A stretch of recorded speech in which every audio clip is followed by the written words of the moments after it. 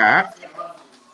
There's a little bit of background noise going on. That's because dear Francesca is in her newsroom, and newsrooms are noisy places. And she's doing a lot of semaphore signs to her team to try and keep the damn noise down. But hey, please bear with us. Most important thing is the chat that we have. Now, let me go straight away and introduce what we're about. The topic tonight is how to build brand Africa.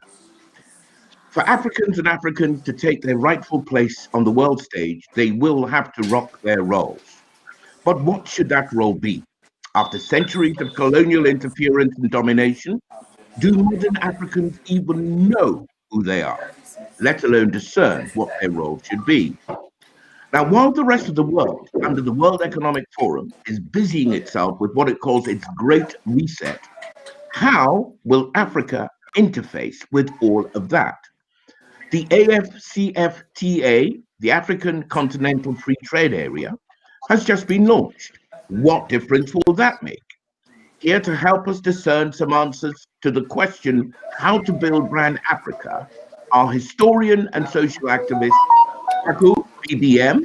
Please turn off your phones. Broadcaster and entrepreneur Esmeralda Thompson, and journalist and current affairs TV host Francesca Kakra Forson. They're all coming live from London. I'm sitting here in the leafy wilds of Shepherd's Bush in West London. Now, ladies and gentlemen, welcome one and all. All right, Thank so you. Terrific. Now, look, can I ask you each to say just a couple of words about yourself? We'll go with a lady first. Shall we say Esme Thompson? Esme, now, you used to be a broadcaster. In fact, you were the first woman presenter of Talking Point, which was a big TV program in Ghana, wasn't it? Yes, that's true. I also hosted the Bare Facts on TV Africa. Yeah. I was doing that concurrently with running my consulting firm, which is an HR consulting firm. And I have also set up a restaurant. Right. So I suppose that makes me have a few hats that I put on. Well, terrific. I mean, you're a broadcast journalist.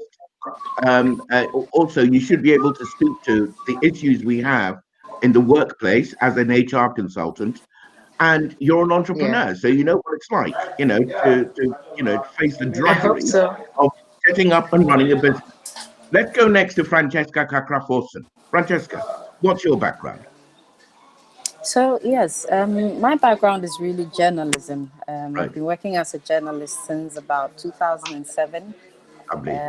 Yes, and gone through the ranks, learning the job. I didn't study journalism, but I sort of worked as an intern until I got employed to be a professional journalist. Yes, and I'm currently.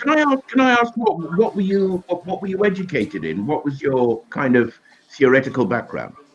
So at the University of Ghana, what I did was sociology and Spanish. Fantastic. So yes, I went to Spain for I think a quarter, to improve my speaking. Yeah. Yes, and then I came back to work as an intern at Joy FM. It's one of the biggest radio stations here, and took off from there. Yes, it took off from there, and I went back to school to do my master's in communications, and I'm currently doing law. So, and at the same time, working as a journalist. Terrific. Habla español. Muy bien. As far as mine goes, but I'm impressed. Love the accent as well. Okay, Tu hablas muy bien también. Muy bien means very well, and también means how well, doesn't it? No, I'm saying that you also speak very well. You also speak Spanish very well. You're so kind. You can come on the show again. So Kwaku, your name on the list is Kwaku BBM. First of all, explain the significance of Kwaku BBM. By the way, I should tell the audience that this gentleman is a social cultural icon of the UK. He was one of the greatest fighters for race awareness in the United Kingdom. This over about 3 decades, or possibly even longer. And he has many credits to his name. So, Kwaku, tell us why BDS? Okay, before I do, can I make a suggestion that if we're not talking, we can mute ourselves because of the background noise? Very But good. secondly, in terms of BBM, as you know, I only go by the one name, Kwaku. So to differentiate me from a couple of people in England who also call Kwaku, I use BBM. BBM stands for British Black Music. That's our organization. The founder of BritishBlackMusic.com, Black Music Congress.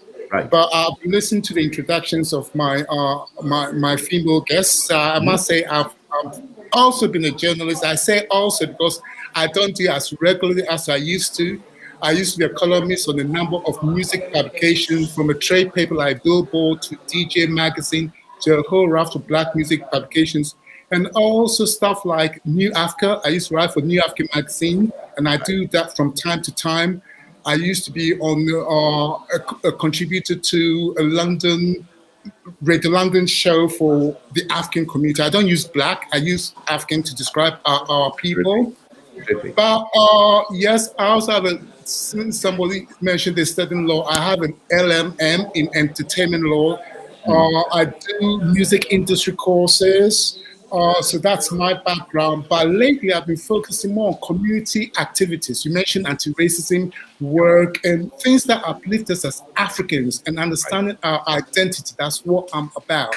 And lastly, I have to plug the environment because my wife is a driver of something called eco-conscious citizens. So she's brought me into doing things around the environment. If the ladies are in Ghana, you know noise pollution. That's the thing we'll be covering next Thursday. Me down. Fantastic. Well, look, I think between us, we have the nous and the experience to drill down into how to build brand Africa. My first question goes to the mindset. Everybody complains about the mindset of our people, from our leaders through our citizens. People say that the young people don't seem to be getting a grip of who they are and where they're going. And in fact, all of these chats are about what I call the African Renaissance, which is to do with us defining who we are, as you mentioned, Waku, and reimagining then what our future can and should be. So, what do you say, Francisca? I'm coming to you. What do you think about the African mindset? Is it one that is positioned to build Africa up? It's difficult to say. It's the mindset is to build Africa up. Okay. The mindset doesn't see Africa in that light, and it's also because of the realities that we live in as young people in Africa. There's unemployment is a big issue. You know, it's a struggle to complete school and get a job and be able to take care of yourself. There isn't the you know that there isn't room for you to have that Pan-African mindset, for you to have that, you know, to have the continent at heart. Because if you look around you, your immediate surroundings, it's hard. There are things that you have to do. It's all crisis management. You're fighting fires all the time. You're just surviving. Exactly, you're just surviving. And for young people, there's a huge gap. There's a huge generational gap. So the older generation perceives young people in a certain light, and the young people also perceive the older generation in a certain light. We've not been able to, you know, have a sync, and so from and it's criticism from both sides. So we criticize the older generation for being stuck in a certain Ghana or in a certain Africa. Same way they also criticize the younger generation of just being, you know, a bunch of young people who are constantly on their phones. So there isn't that synergy, and there isn't any handing over, and there isn't room to critique what is being handed over to you. And so we're just trying to survive, really. Kwaku, well, she's talking to you. That would be you and me, the older generation. So apparently we're not nurturing enough And when we try and nurture, maybe we more stifle than stimulate them to do what it is they have to do and face the challenges they have to face. What do you say about that? Well, the question is, who is doing the nurturing and where are they coming from? Okay. So many decades ago, Carter G. Woodson wrote a book called The Miseducation of the Negro. Okay. And I think we still at that stage where our mind isn't woke. Most of us Africans look elsewhere. That we don't have any confidence in ourselves. Everything must be provided by someone else, that type of thing. So talking about Pan-Africanism, I don't see that much on the continent. It seems to be more of a diasporan expression. People have, what should I say, great hopes for Africa outside than we have inside. Our leaders may, what should I say, complain about the backwardness of our people. But I'll say most of our leaders themselves are backward, so they're not in a position to lead us forward as Africans. Right. So what's the impact of this on, if you like, creativity? Because whatever it is that Brand Africa is going to be, first of all, we have to create Brand Africa before we can even propagate it. So what's the impact on creativity? It looks like we've lost Esme for the moment. But carry on. Oh, okay. I think in terms of creativity, people are doing their own thing. They don't look to the establishment or the system, because the creative thing is what comes out of you. The South, and for example, we've got a project called Music for Causes. Causes is CAUSES.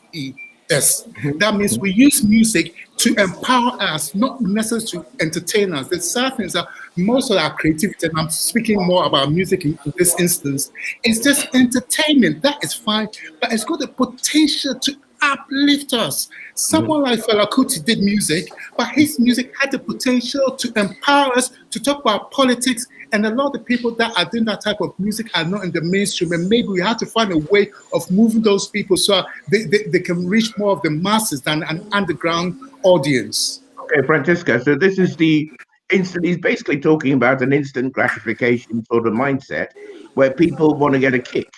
You know, they want to get stimulated, they want to have fun.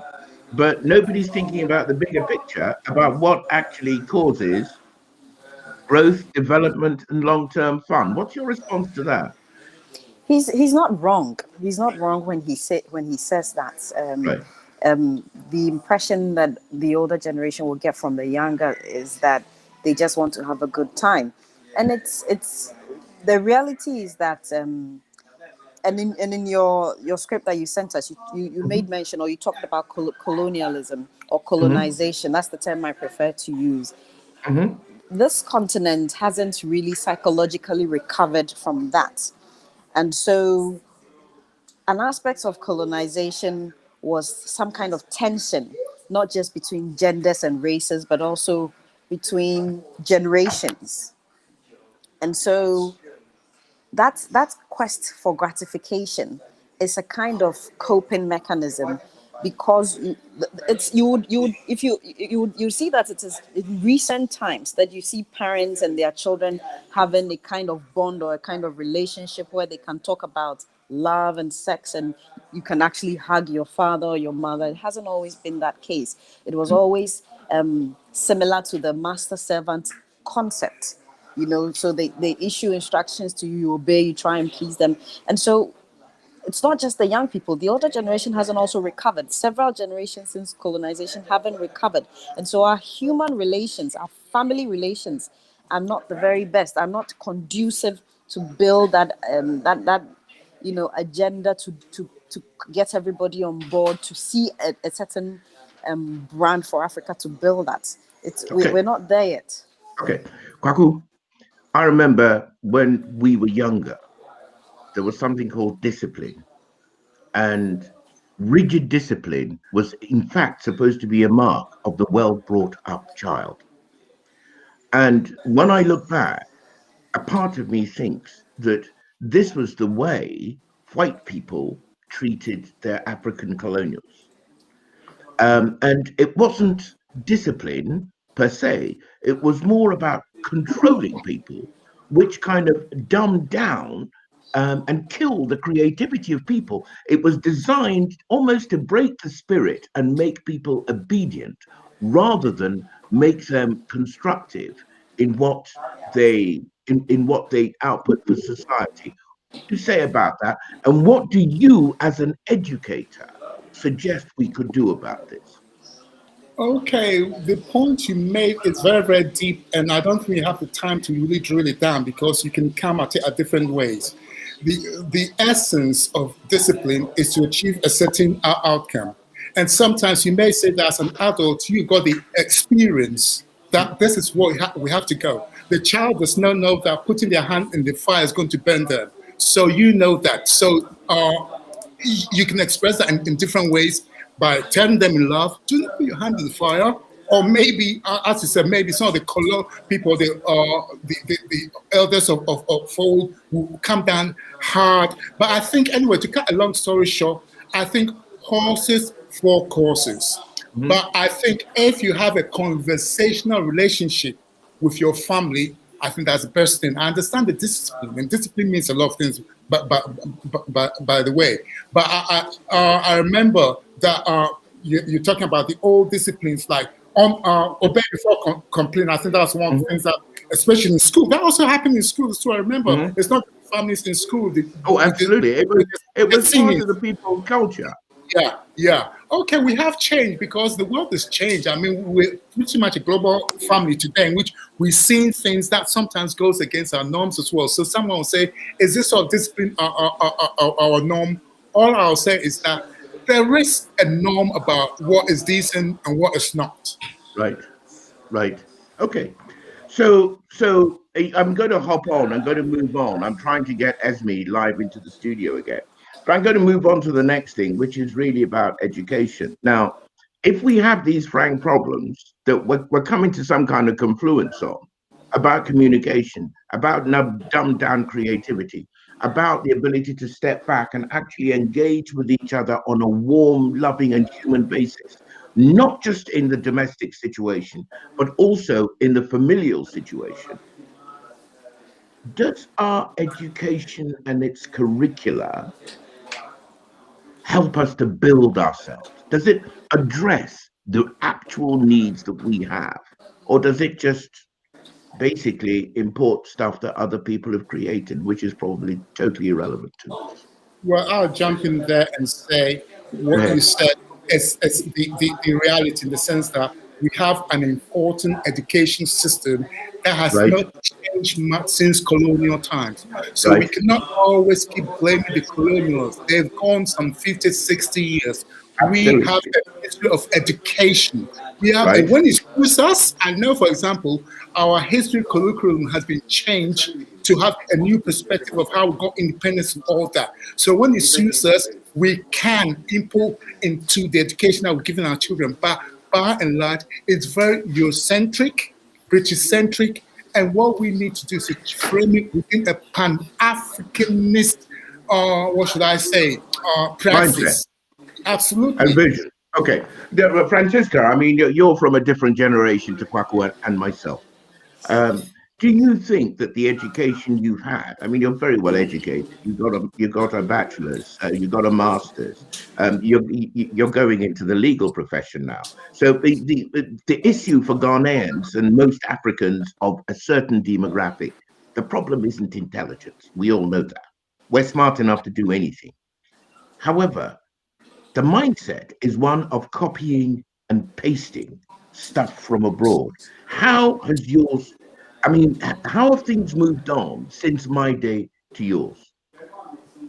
Well, I'll start with the government's new curriculum, new education curriculum for basic schools that it's trying to implement. So this is sort of positive. Okay, why I say that is that this curriculum wants to move away from what we were all trained with or what we were all educated with. It wants to focus on critical thinking, on creativity and innovation. It wants to bring in digital learning.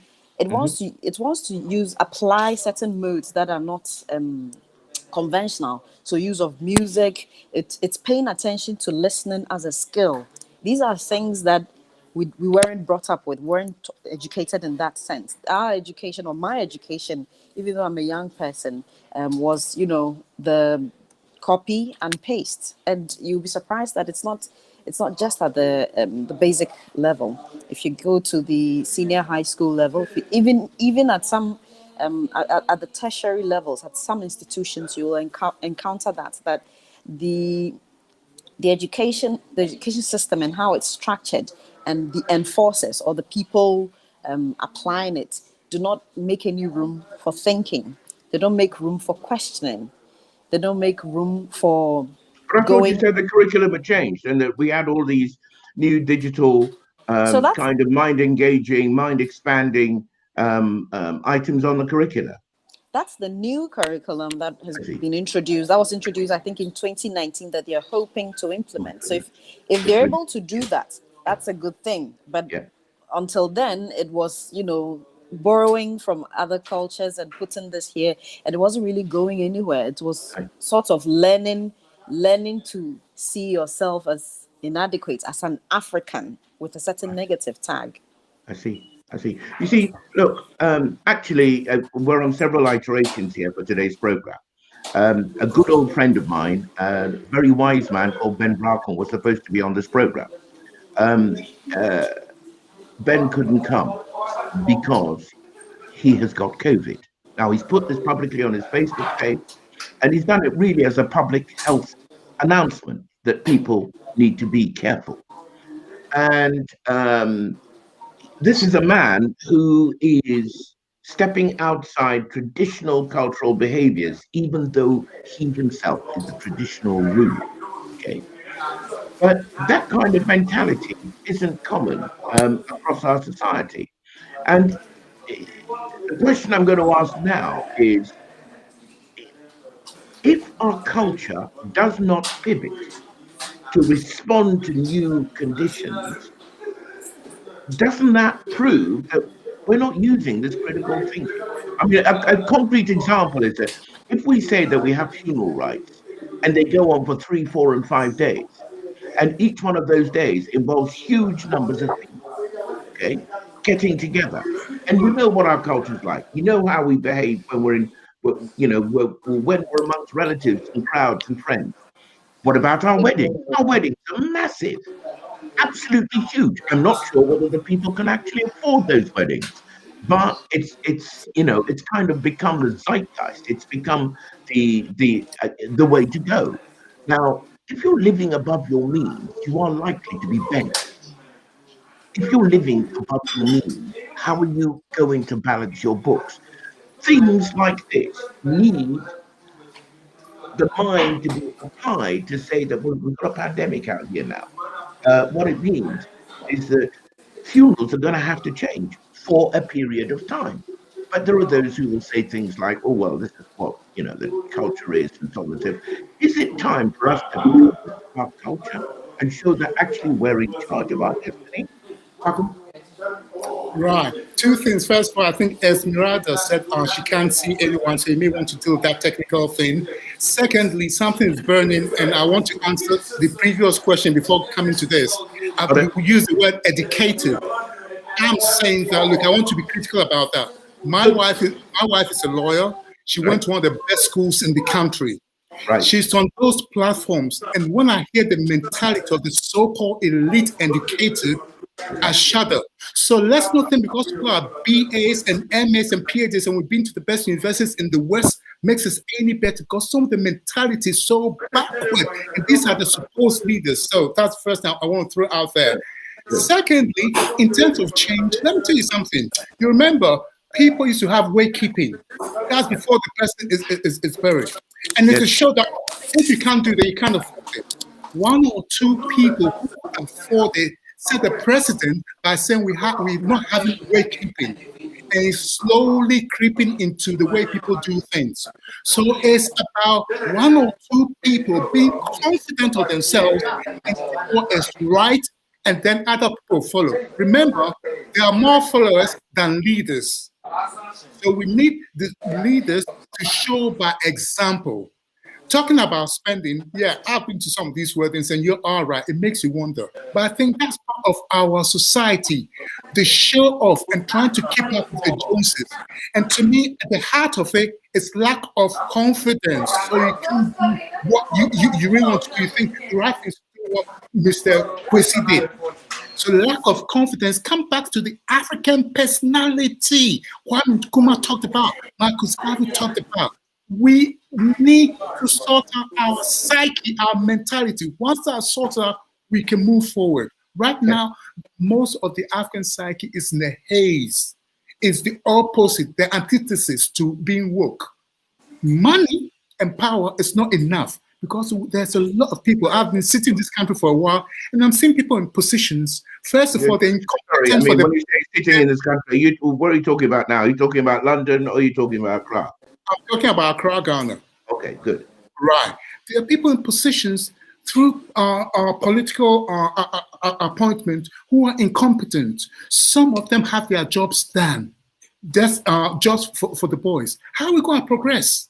We've got chief executives that have no clue. No clue. So how are we going to progress? The last thing, when you have pastors, right? People want to sack someone because they're incompetent. You have pastors who are supposed to be leaders come to beg. Oh, please, keep his job. So you end up with a culture of incompetency, not merit. So how does that kind of system, organization move forward? It doesn't. Let me come to you, Francesca. I'm so sorry that Esme is having difficulty coming back onto the platform, which it's a real pity because she's an HR expert, and her views on this would have been very interesting. But basically, Kwaku's talking about opinion formers, opinion leaders, those people who are the elites, if you like, and how absolutely awful their standards appear to be. Now, as a journalist, are you guys broadcasters? Do you ever address the issue of opinion formers, the behavior of the elites, or do you just pander to them? This is a tough question, Fran. Speaking as a journalist to another. That's a tough question, and I know. I'm sorry. You drew the short straw. That's why you're here. Yes, and I wouldn't say that journalists haven't done that. It won't be fair to say that. But the question is, it comes back to the formative bit. So right now, if you take this country, we are heavily polarized. There's a split between everything from religion to politics. You are either on side A or side B, and that's what has been passed on. Okay, and so for you to be able to even come together to discuss what the problem is, that's not going to happen because everybody has a certain bias which guides them. And this will be typical of other societies. It is highly propagandized. So the religious groups are speaking to their peoples. So if you belong, I'm getting a lot of feedback. I hope that you can hear me. So you have religion A speaking to its people, religion B speaking to its people. There's no point at which they come together to see Ghana or Africa. Okay, can I ask another question? Okay, I mean, I can be the agent provocateur because I'm not actually living there. And, for those who are watching this, I'm the first to acknowledge that talk is cheap because I don't have to pay the consequences of that talk. And this is actually called speaking up. However, we seem to have this football supporter mentality. Now, I'm a football fan. And when I watch my team play, I used to remember we had a guy called Roy Keane at Manchester United. And if he tackled you, you stayed tackled for the rest of the match. And people really complain about the way I can't hear you. Can you hear me? There's a lot of feedback. I can hear other people. Somebody has to switch off their phone or because they're getting feedback. It could be who's the last person in. I just wanted to wrap up on my earlier point that it's difficult for the journalist to be able to question the ruling elite, because they themselves, unfortunately, have been polarized or are polarized. They're also suffering from the same disease of seeing an us versus me, or an us against them, a me versus you. So they can't, or they cannot be up to that task. Okay, somebody is playing noise and music in the background. Can Is we that your all mute? unmute?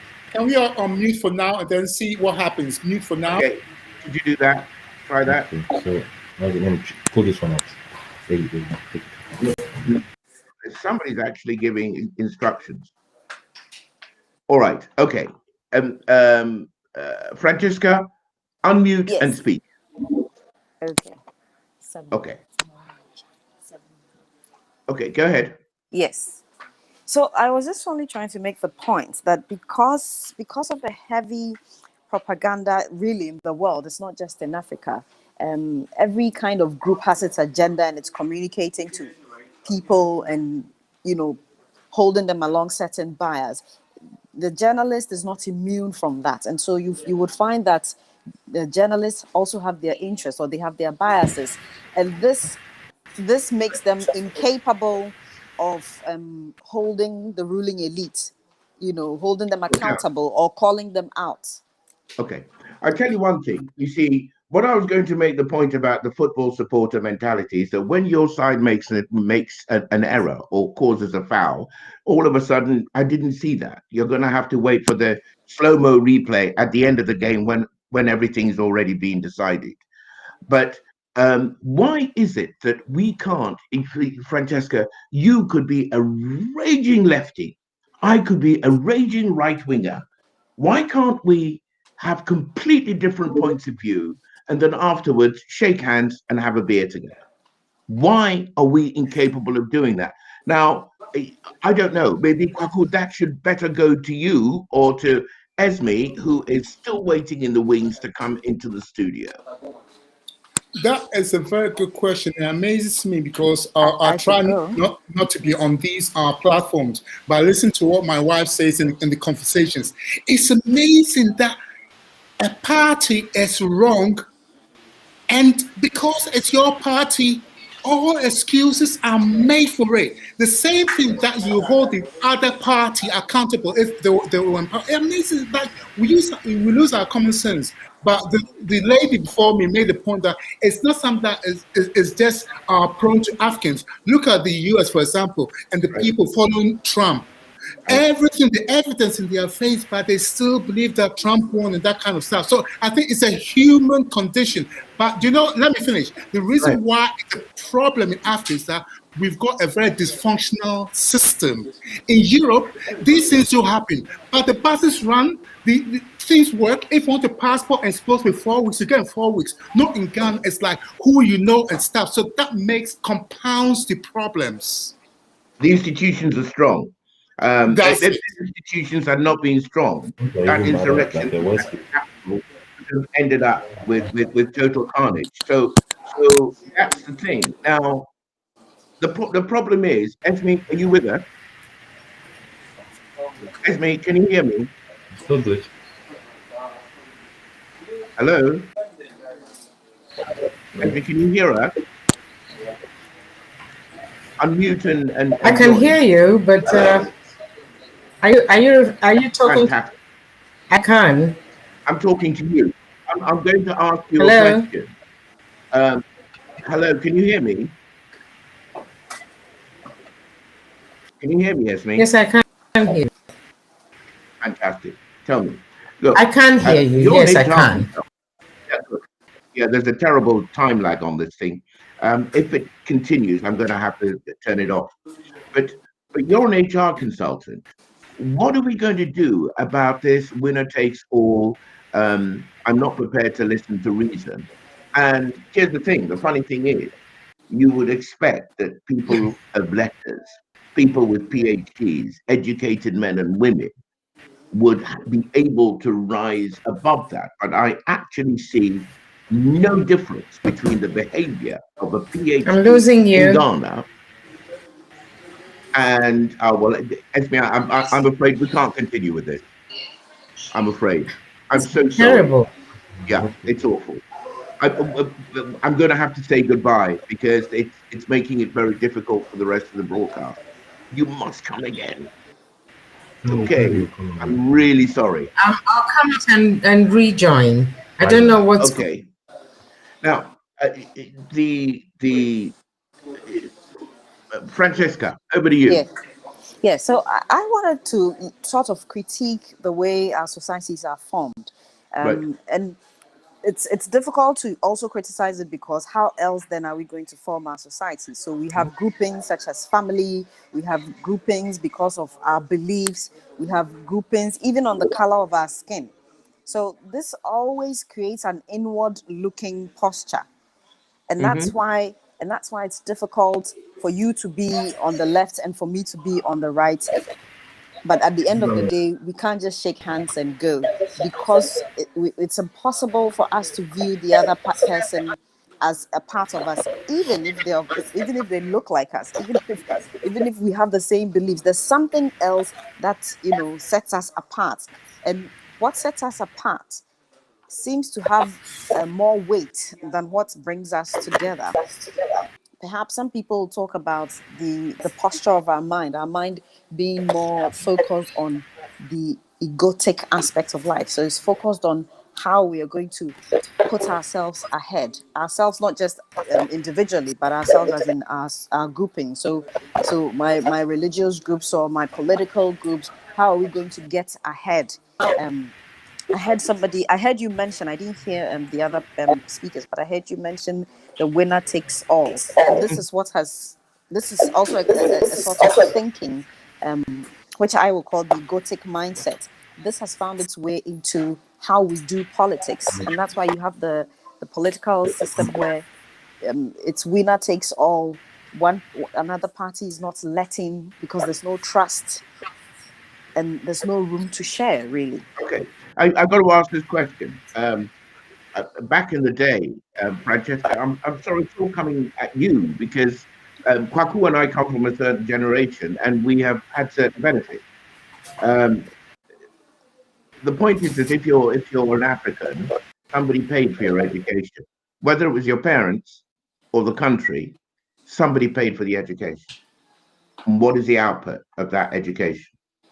And actually, now, whenever I see XYZ PhD, I yawn. I think, oh, here we go again. Because they actually believe that having that academic title, which frankly, a monkey with a bigger IQ could manage, it really isn't difficult if you are determined to do it and if you have the means to do it. Um, but people seem to think that once they've got that, there is no further need for proof of performance. I mean, And it makes. yeah, go ahead. No, please go on.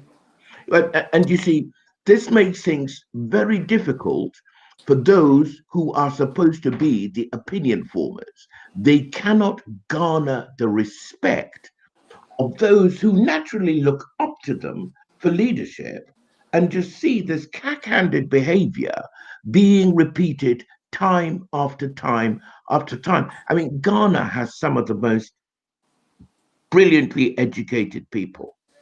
They all go to the elite colleges, and so on, and they're capable of filling them. Nigeria, the same. But when it comes to actually delivering the output of that education, what is the performance blocker? What causes the blockage in performance? SB, I'm going to let you in and see if you can contribute here. You've been hearing me. It's breaking, but I think I get the thrust of the question or what you're Okay, so what's saying. your response to that? Let's get to it straight So away. yes, what I will say is I would want to introduce capital, be it money or financial or reputational. That seems to drive us as a people than the collective good. And it starts from the top, really. What's the agenda of those who are governing us or the leaders? They want to make it. They want to get it all for themselves. And so if you're going into politics, yes, you're going to say the rhetoric. Oh, I want to transform my people. No, but when they do get power, what do we see them do with the power? And so if you look at the people within the educational sphere, somebody has a PhD. They're not getting the PhD because one, they want to better themselves or they want to better the people around them, but that is what will help them get capital, be it reputational capital, be it financial capital. That's how they're going to get ahead.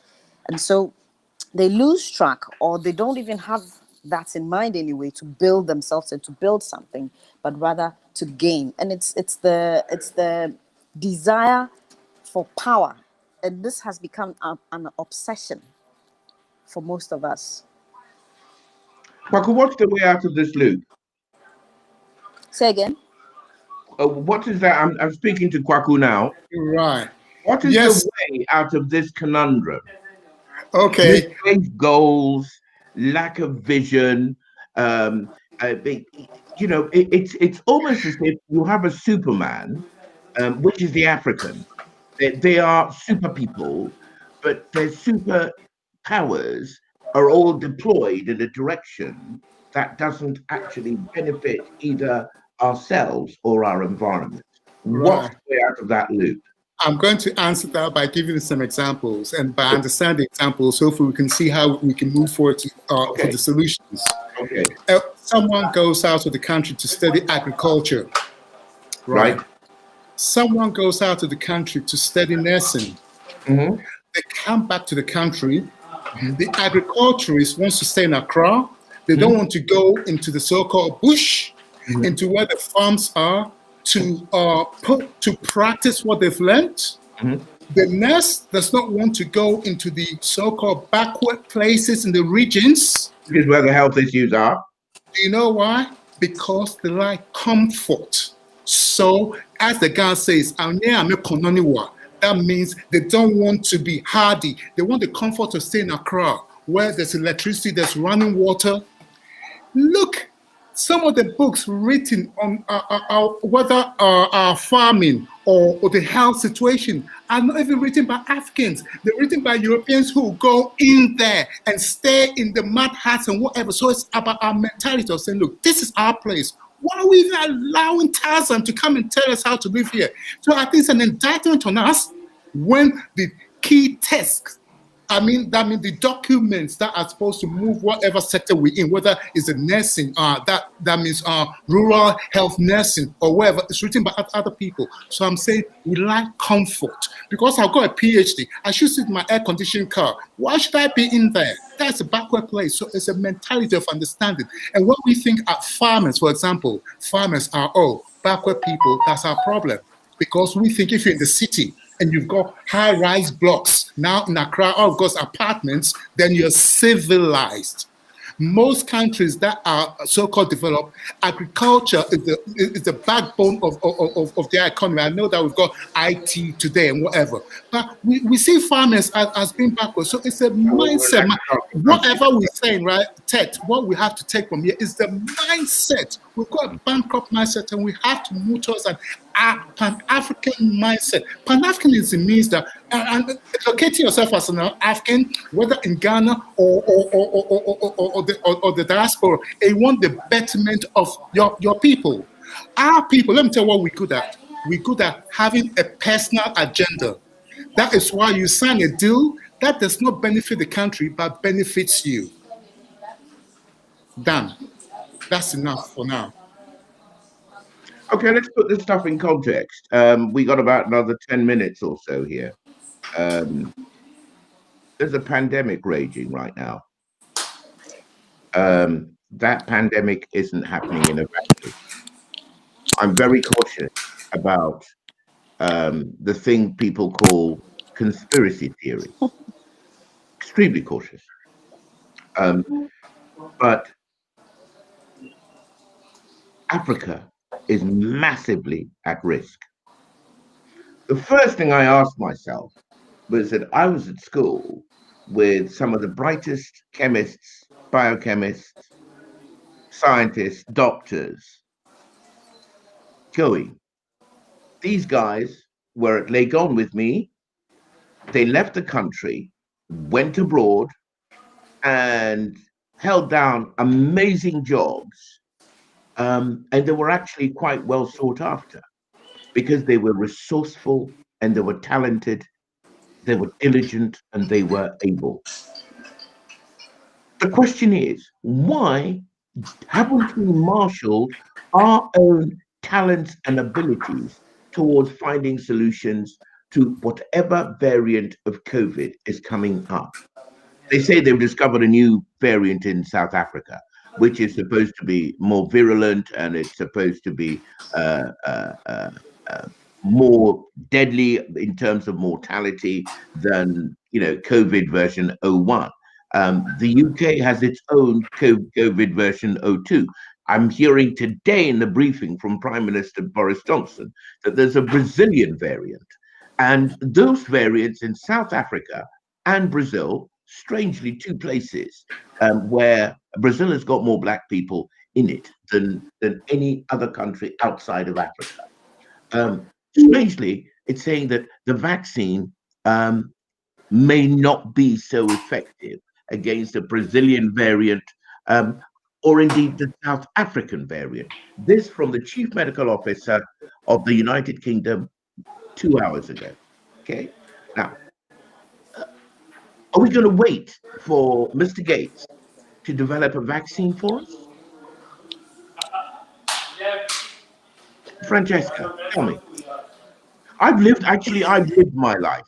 I don't want to die, but I've had a bloody good time for quite a long time.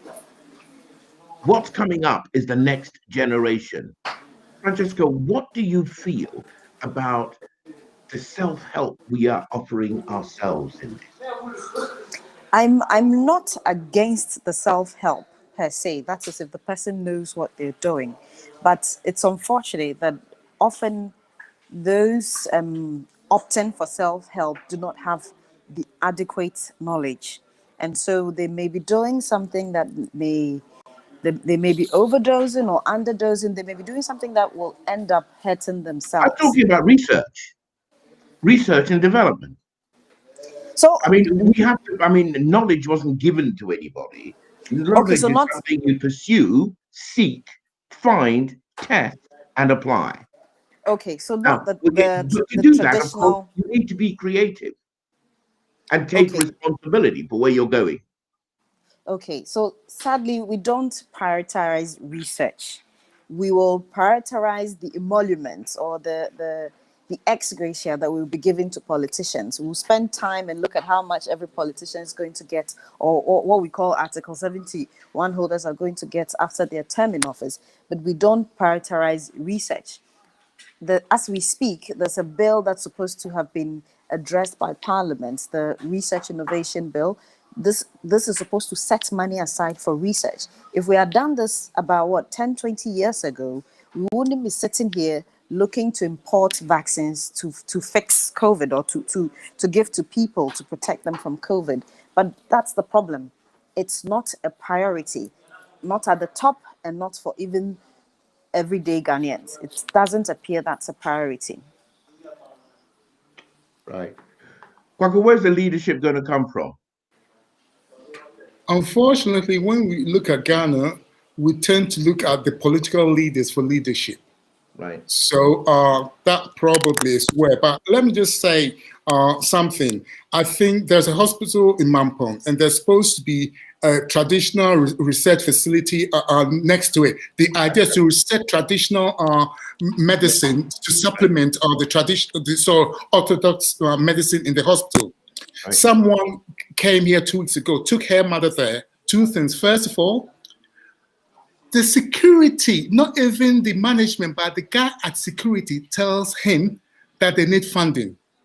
Things are so bad that the security person, has to help in the lab. And he said, that can't be right. We've got a security guy. So they are underfunded. That if we don't import, we don't move forward. But let me tell you the thing in terms of what this last lady said. This person who went there was giving boxes and boxes of medicines. And there's no dosage. Oh, just take. So we have this thing. When we do traditional medicine, they just say, take this maybe 2 times a day. They don't tell you the dosage. And as the lady said, and the dosing can be just as bad as overdosing. So that is an issue. So she's come from my point of all these boxes of these herbs and whatever. And so that is something that we've critically got to look at. We should not, what should I say, not look at our traditional medicines, because some of them, in fact, a lot of the West come and pick up what we do in our traditional medicines, pick up the key things and sell it back to us. But hand in hand, there must be some serious measure of the dosage. And don't say, take this twice a day. Is it 1 teaspoonful or is it 2? So that is one of the issues. But in answer to your question, I think, unfortunately, we all look to political leadership, and we look to one person, which is always the president. The president cannot do everything. He may not have even the vision to do it. So this is called the Center for Plant Medicine, the Center for Plant Medicine Research, which is by Mampong Government Hospital, and they are so underfunded that they are supposed to supplement the hospital with traditional medicine, and they're not capable of doing that. So there's an over-reliance on imported orthodox medicine. So, can I just come, because I've got a feeling that we're not going to touch on some of the things that you were in your remit. Yesterday, 2 things came to me. Right. We do not publicize enough what we do in the positive. We do not what? We do not publicize enough what we as Africans do in the positive. Right. First of all, because we may have media, but we don't control media. I don't know if you look at Ghanaian TV, but most of the content is not local content. So we are taking the mindset from our CNN, from everywhere else but Ghana, let alone Africa. So we do not have enough media to even tell our good news stories. I just saw a video of a doctor, I believe I've forgotten where he's from. He's from Sudan, so it must be in South Africa. He's from Sudan in another African country. He's pioneered something to do with COVID. What is happening is that some of the problems with COVID is that you cannot breathe properly, and that's as a consequence of build-up of mucus.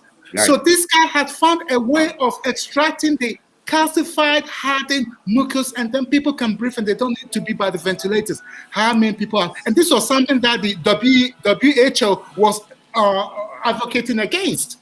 He's gone against that tradition, and now I'm hoping that people are going to be doing that because he's been saving lives. Secondly, there's a guy called Wadamaya, who is a YouTube blogger. He talks about the good news in Africa. What I last saw of his post was a guy from Gambia, a carpenter from Gambia, who went over to Nigeria. He's ended up being a real estate developer. I think he built the biggest estate in Port Harcourt. He's since gone to Gambia and built or started the private and estate building. So I'm saying we don't have to wait for the African free trade zone or whatever. AFCFTA. We don't have to wait for that. People with foresight have been moving and doing things. Africa is open. It's been open for non-Africans for a long time. What the story we have to tell is that Africans, indigenous Africans, should start looking at other parts of Africa, not just stay in your country. Last thing, if you don't mind me saying, often we are better off in another country. Do you know why? When people come to Ghana, for example, some of our people are reticent. They do not want to give the opportunities to their own people. Firstly, because of jealousy, and then secondly, because you're supposed to do nikofio to give something. And because they do not want to be seen as bribe takers, they'll rather frustrate you than let it happen. So the foreigners are getting, so I imagine if that is translated all over Africa, then if you're a Ghanaian and, for example, you went to Sierra Leone, you may be in a better position to move forward. Look at our countries. A lot of people moving forward are not indigenous Ghanaians. They are foreigners. And I think it's not because Ghanaians are no good. The system sometimes is stacked against us. There's this crap in the bar mentality. You don't want your brother to progress. So if he brings a great idea, if you're not getting much from it, then it ain't happening.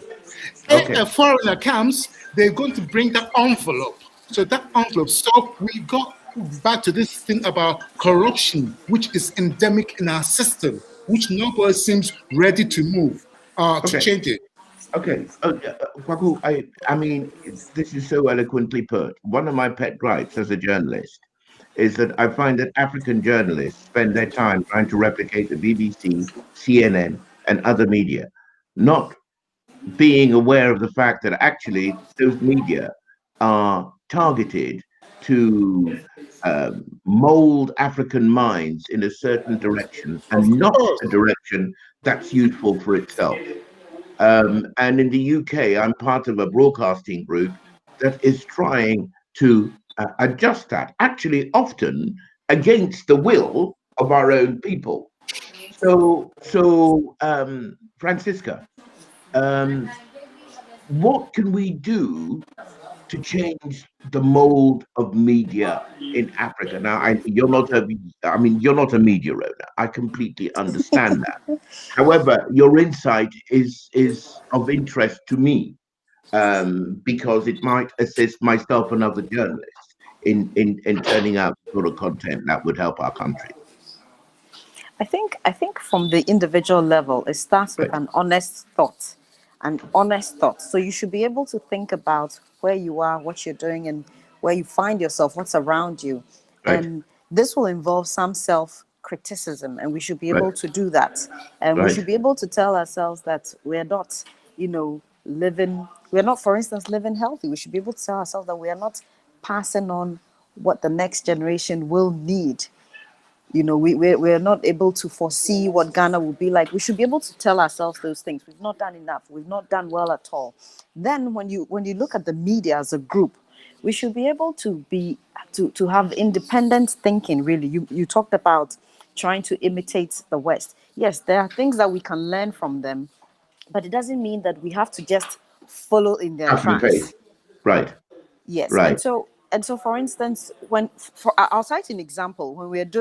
When international news is being done in Africa here, we just pick what has been published by Western media, and then we also And rebroadcast broadcast it it. ourselves. Exactly. Do we have any idea how damaging how damaging that broadcast material is, or indeed the agenda that broadcaster has? Because it's not for your benefit, it's not for the benefit of Africa. It's to Exactly. And promote so themselves. we need an agenda. We need Yeah. an agenda that ultimately will end up under the umbrella of Pan-Africanism, the Thank unity of you. Thank Africa. you. And so, if we're able to get that agenda, we're not going to even approach international news that way. We are going to get to people and find out exactly what the situation We is. should Sometimes, create our own content. That's what I'm doing. exactly. Actually, that's what I'm doing here. I'm far more interested in your insights. It's a pity Esme had to go. Baku's insights than anybody else's insights because they're relevant to you, us, and Africa. Ladies And and this will gentlemen, require, I'm going to have to close this here because we've just kind of gone over the mark.